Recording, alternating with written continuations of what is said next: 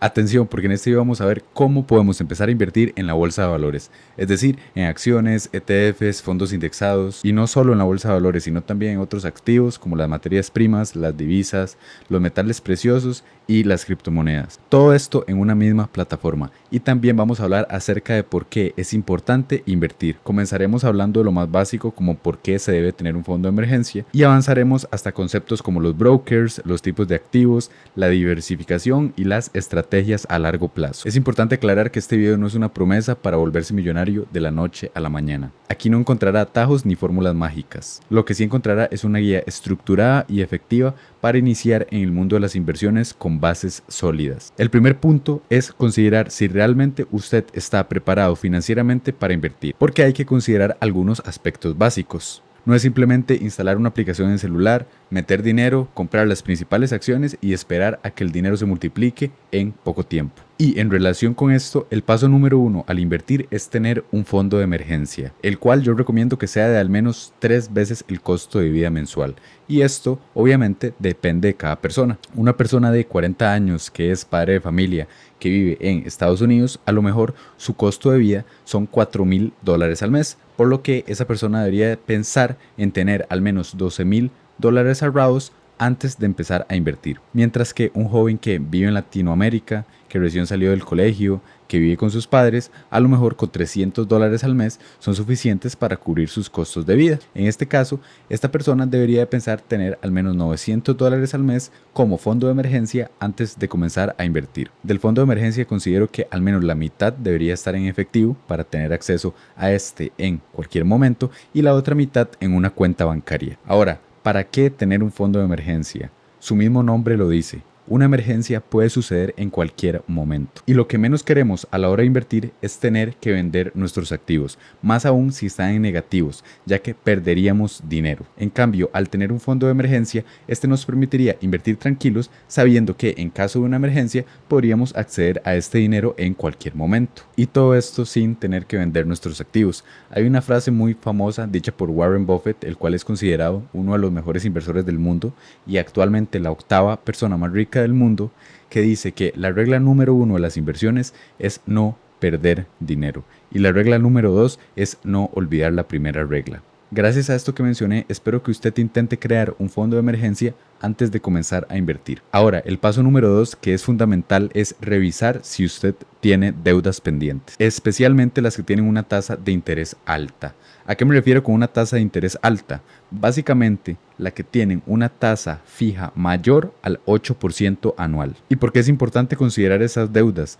Porque lo mejor y lo más adecuado sería pagarlas antes de comenzar a invertir, ya que los intereses que usted paga por esa deuda, digamos una deuda del 20% anual, son mayores a los rendimientos promedio que usted podría obtener de manera segura invirtiendo en la bolsa. Entonces no tiene sentido que usted invierta su dinero con la esperanza de tener un 8, 9, 10, 11, 12% anual de rentabilidad cuando podría pagar esta deuda lo más pronto posible e indirectamente estaría ganando dinero, ya que al no tener que seguir pagando esa futura deuda, usted estaría ganando dinero que podría utilizar en invertirlo a futuro y estaría comenzando en una situación mucho más estable y óptima. Ahora, el tercer paso es entender cómo acceder a la bolsa de valores y para esto ocupa un intermediario, el cual es conocido como broker o como un corredor de bolsa. Un broker o un corredor de bolsa es una empresa que le permite comprar y vender activos financieros. Este actúa como un puente entre usted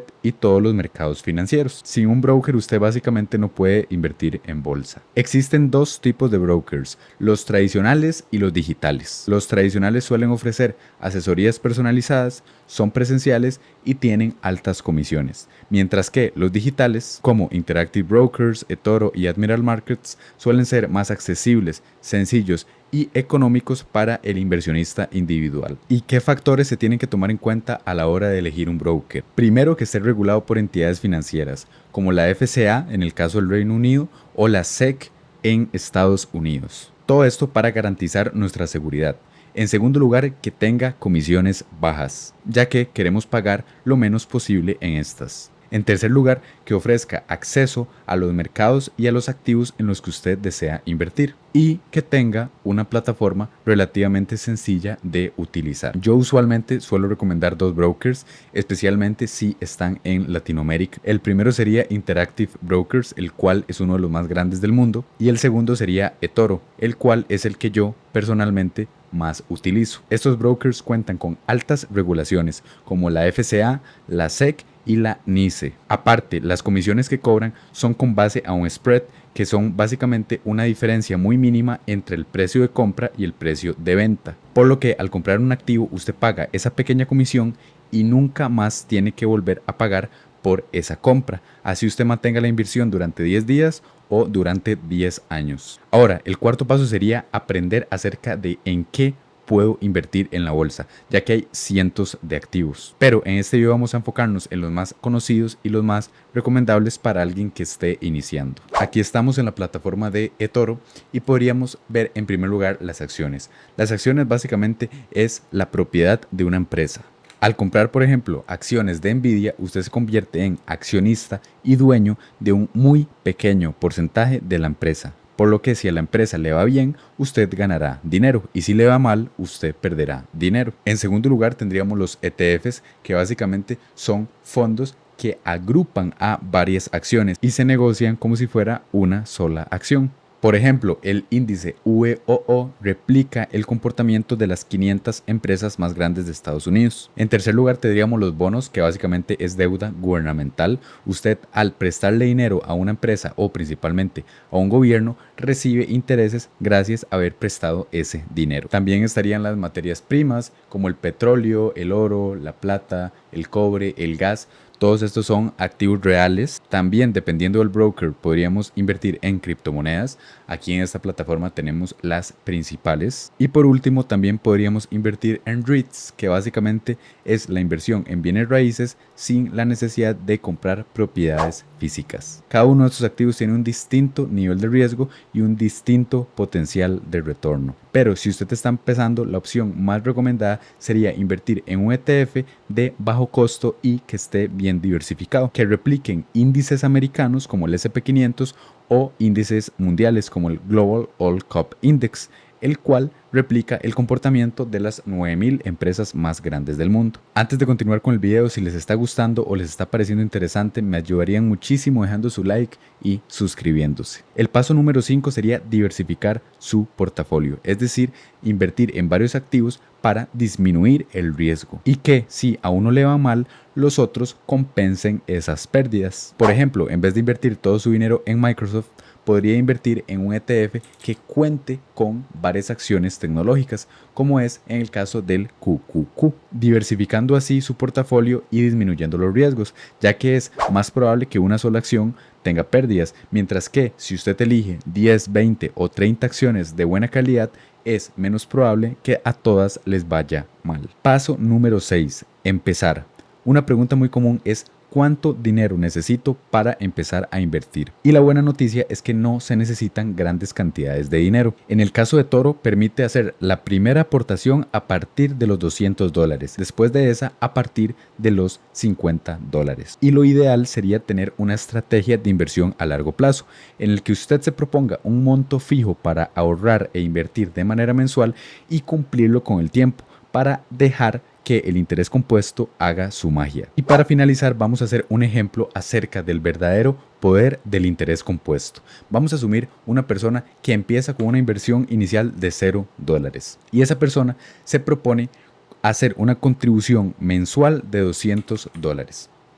Esa persona tiene 30 años y desea retirarse a los 65 años, es decir, tiene 35 años para invertir. Y esa persona asume que el promedio que va a conseguir anualmente de retorno va a ser del 8%, el cual es relativamente sencillo de conseguir. Dándole a calcular, tendríamos que esa persona lograría acumular una cantidad de $413,000.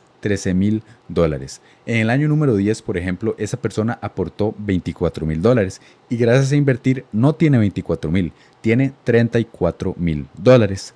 10 años después, en el año número 20, esa persona habría aportado $48,000 y gracias a invertir tendría $109,000. Y mientras más prolongada en el tiempo sea la inversión, mayor es el efecto del interés compuesto, ya que como vemos, en el año número 35, esa persona habría aportado $84,000 de su bolsillo, pero gracias a invertir tendría $413,000, los cuales son suficientes para tener una buena pensión. Ese fue un ejemplo de una persona que quiere invertir a muy largo plazo, pero también sirve para objetivos financieros de 5, 10 o 15 años. Por ejemplo, asumamos que una persona no tiene dinero ahorrado y quiere comprarse una casa en 10 años y tiene $500 para invertir. Esa persona tiene, como dijimos, 10 años y tendría la misma tasa de retorno estimada del ejemplo anterior, es decir, un 8%. Esa persona lograría acumular en 10 años un total de $86,000, de los cuales solo aportó $60,000, es decir, ganó $26,000 gracias a exclusivamente invertir. En este caso la diferencia no es tan grande, pero sí es notoria, por lo que si usted tiene alguna meta financiera en un plazo mayor a 5 años, invertir es buena idea. En este video aprendió los principales factores que se deben tomar en cuenta a la hora de invertir en bolsa. La importancia de crear un fondo de emergencia, de pagar primero las deudas, de utilizar un broker y de tener un horizonte temporal a largo plazo. Si les gustó el video o les pareció interesante, me ayudarían muchísimo dejando su like y suscribiéndose. Hasta el próximo video.